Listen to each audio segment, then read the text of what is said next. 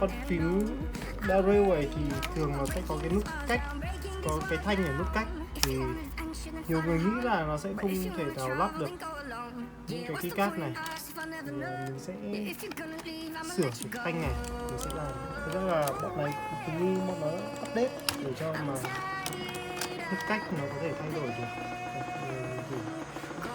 Nó sẽ có hai cái đầu ở đây như này, mình có thể thay cái đầu này vào những cái card mà mình muốn custom, lấy kim hoặc là mình tay khỏe mình lấy tay ra, mình rút hai cái tay ra cũng được.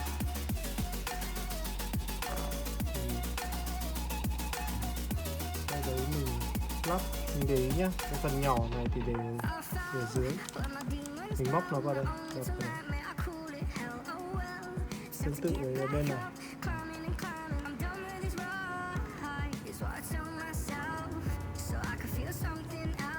Đặt đúng rồi.